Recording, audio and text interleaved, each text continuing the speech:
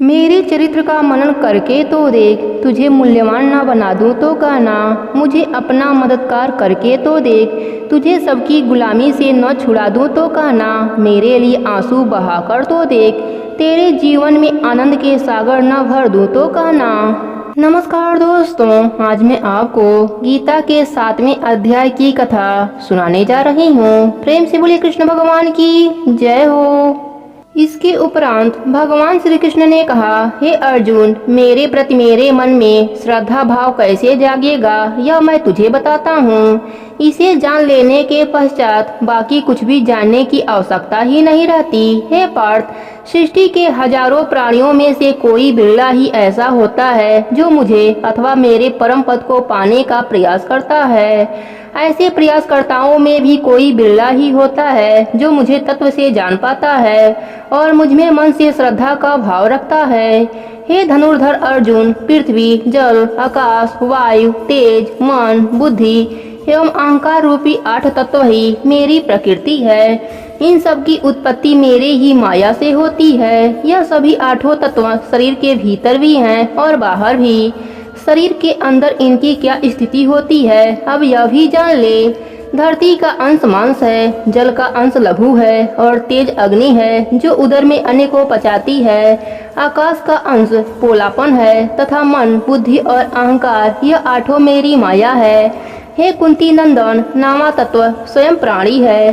सारा संसार इन्हीं तत्वों का है। 84 लाख योनियां भी इन्हीं की बनाई हुई हैं। अब यह भी सुन कि मैं कैसा हूँ, कौन हूँ। सारी सृष्टि मेरी ही माया से उत्पन्न है। मेरे ही द्वारा यह सब उत्पन्न हुए हैं। मैं ही पालनहार हूँ और मैं ही संहार करता हूँ। मैं सबसे अलग हूँ, लेकिन मुझसे अलग कुछ भी नहीं है। हर प्राणी मुझसे इस प्रकार जुड़ा हुआ है जिस प्रकार मोती माला में पिरोए होते हैं। अर्थात सृष्टिगत जितने भी प्राणी हैं उनमें मेरा ही अंश विद्यमान है। हे अर्जुन, जल में मैं रस तत्व हूँ तथा चंद्रमा और सूर्य में प्रकाश तत्व हूँ। वेदों में मेरी महिमा रूपी अमृत है। आकाश में शब्द रूप मैं हूँ। पुरुषों में पुरुष तत्व मैं हूँ। पृथ्वी पर पवित्र गंध तत्व मैं हूँ।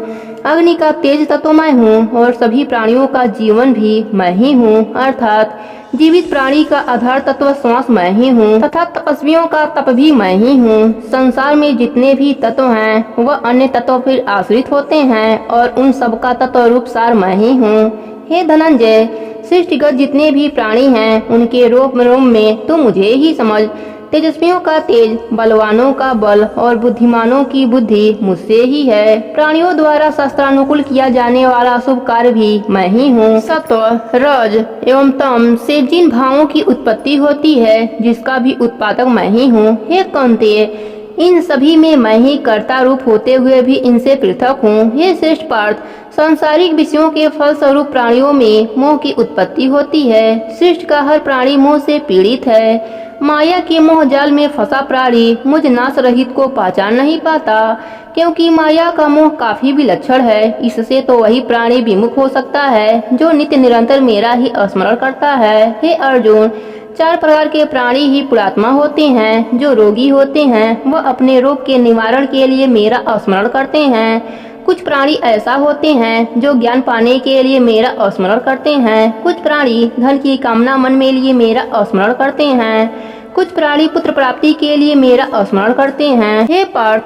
जो ज्ञान पाने के लिए मेरा स्मरण या भजन करते हैं वही श्रेष्ठ ज्ञानी होते हैं। हे पांडु पुत्र अर्जुन, मैं ज्ञानियों को प्रिय हूँ और ज्ञानी मुझे प्रिय हैं। परंतु जो लोग आरोग्य, धन अथवा पुत्र की कामना लेकर मेरा स्मरण करते हैं उन्हें भी तू बुरा या अज्ञानी न समझ।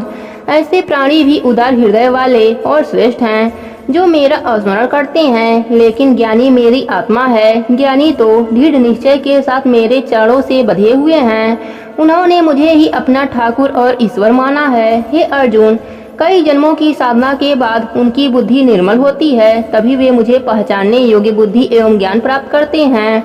वह ज्ञान कैसा है अब उसे सुन। जो ज्ञानी मुझे वासुदेव समझते हैं वह महंत कहलाते हैं। परंतु ऐसे ज्ञानी संसार में दुर्लभ हैं जो मुझे त्याग कर देवताओं की उपासना करते हैं। उनका ज्ञान केवल कामना तक सीमित है। वे कामना की पूर्ति के लिए ही देवताओं की उपासना करते हैं। जिस देवता की वे उपासना करते हैं उस देवता के प्रति उनकी श्रद्धा को मैं ही ढेर करता हूँ और मैं ही उस देवता में समाकर प्राणी की कामना पूरी करता हूँ। देवता द्वारा दिया गया वर नित्य अविनाशी नहीं है। जो प्राणी जिस देवता को पूजते हैं वे उसी देवता के लोक को प्राप्त होते हैं, लेकिन मेरे भक्त परमानंद अविनाशी पद को प्राप्त होते हैं। हे अर्जुन, मैं एकांती और अविनाशी हूँ।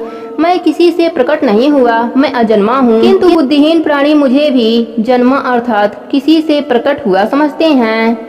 यहाँ भगवान श्री कृष्ण ने अर्जुन पर कटाक्ष किया है, क्योंकि अर्जुन श्री कृष्ण को देवकी पुत्र के रूप में ही जानता था, इसलिए वह भगवान श्री कृष्ण को सखा, प्रिय, वासुदेव नंदन आदि शब्दों से भी संबोधित करता रहा। लेकिन मोहग्रस्त अर्जुन यह नहीं जान पाया कि श्री कृष्ण सामान्य प्राणी नहीं वरन साक्षात विष्णु हैं। वही सृष्टिकर्ता, पालन करता एवं संहार करता है।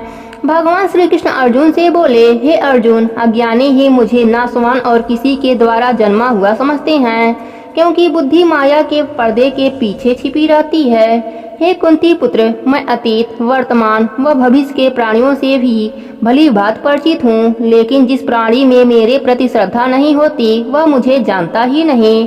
प्राणी सुख दुख, हर्ष व शोक में डूबा रहता है, जिससे अज्ञान का उदय होता है। परंतु जिस प्राणी के आसक्ति रहित कर्म करने के कारण राग द्वेष समाप्त हो जाते हैं, ऐसा स्थिति प्रज्ञ प्राणी ही मेरा स्मरण करता है। हे अर्जुन, जो प्राणी वृद्ध अवस्था एवं अपने अंत समय में मुक्ति की कामना से मुझे स्मरण करते हैं अथवा मेरी शरण में आते हैं, वही मुझे पहचानते हैं।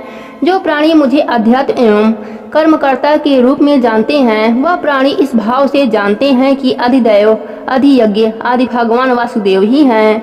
जिस प्रकार मेघ, धूम, जल तथा हिम आदि सभी जल के प्रारूप हैं, ऐसा शांतजित एवं ज्ञानवान प्राणी ही मृत्यु के समान मेरा स्मरण करता हुआ मेरे धाम को प्राप्त हो जाता है। प्रेम से बोले कृष्ण भगवान की जय हो। अब सुनते हैं 7वें अध्याय का महात्म्य। भगवान विष्णु ने कहा, हे लक्ष्मी, अब मैं तुम्हें 7वें अध्याय का महात्म्य सुनाता हूँ। एक नगर में शंकुकर नाम का एक वैश्य रहता था। वह धर्म कर्म में विश्वास नहीं रखता था। उसका विश्वास केवल धन संचय में ही था। व्यापार के लिए शंकुकर को कई बार अपने नगर से बाहर भी जाना पड़ता था। एक दिन वह दूसरे नगर से व्यापार करके आ रहा था, तभी राह में एक सर्प ने उसे डस लिया और कुछ ही समय पश्चात उसकी मृत्यु हो गई। अकाल मृत्यु तथा धन से मोह होने के कारण उसे अगला जन्म सर्प योनि में मिला। वह उसी स्थान पर बिल बनाकर रहने लगा जहां उसने पूर्व जन्म में एकत्रित धन गाड़ रखा था। वैश्य को सर्प योनि भोगते भोगते जब काफी समय व्यतीत हो गया, तब वह अपने पुत्रों के सपने में आया और बोला, हे पुत्रों, मैंने नगर के बाहर जंगल में एक घने वृक्ष के नीचे पूर्व जन्म में अर्जित धन गाड़ रखा है। पूर्व जन्म में मुझे केवल धन से ही मोह था, इसलिए मुझे सर्प योनि की प्राप्ति हुई है। मैं उसी स्थान पर रहता हूँ जहाँ मैंने धन गाड़ रखा है। अब तुम उस धन को निकाल लो, क्योंकि मैं सर्प योनि में धन का उपयोग कैसे कर सकता हूँ। वैश्य पुत्रों ने उस सपने की आपस में चर्चा की। उन्हें अपने पिता के सर्प योनि में जन्म लेने का काफी दुख हुआ। वैश्य के पुत्रों ने सोचा कि अपने पिता की गति का कोई उपाय करना चाहिए, मगर उनके पास धन न होने के कारण वे पिता की गति करने में असमर्थ थे। इसलिए वे नगर से दूर जंगल में घने वृक्ष की तलाश में कुदाल लेकर निकल पड़े। जंगल में पहुंचने पर उन्हें एक घना वृक्ष दिखाई दिया। उस वृक्ष के नीचे उन्हें एक बांबी दिखाई दी। उन्होंने सोचा कि अवश्य ही इस बांबी में सर्प योनि में हमारे पिता रहते हैं। यही सोचकर वैश्य के एक पुत्र ने कुदाल से वहां खुदाई शुरू कर दी। जब छेद बड़ा हुआ तो वहां से एक सर्प निकला और उसने पूछा, तू कौन है और मेरा घर क्यों उजाड़ रहा है? वैश्य के उस पुत्र ने कहा, मैं शंकुकर का पुत्र हूँ। मेरे पिता की मृत्यु सर्प के डसने से हुई है। क्या तू वही दुष्ट सर्प है? मैं तुझे जीवित नहीं छोड़ूंगा। हे पुत्र, मैं ही तेरा पिता शंकुकर हूँ। मुझे मत मार और इस अधम देह से मुझे मुक्ति दिला। सर्प ने कहा। तब शंकुकर के सब पुत्र वहां आ गए और बोले, हे पिताश्री, आप इस अधम योनि से कैसे प्राप्त हुए? सर्प ने कहा, यह मेरे पूर्व जन्म का कर्म था जो मैंने इस योनि को भोग रहा हूँ। यह सुनकर पुत्रों ने कहा, हे पिताश्री, क्या कोई ऐसा उपाय नहीं जिससे आप सदगति को प्राप्त हों और आपका उद्धार हो? तब सर्प ने कहा, हे पुत्रों, किसी गीता पाठी ब्राह्मण को घर में भोजन कराओ और उसकी सेवा करके उससे आशीर्वाद प्राप्त करो, तभी मेरा कल्याण होगा।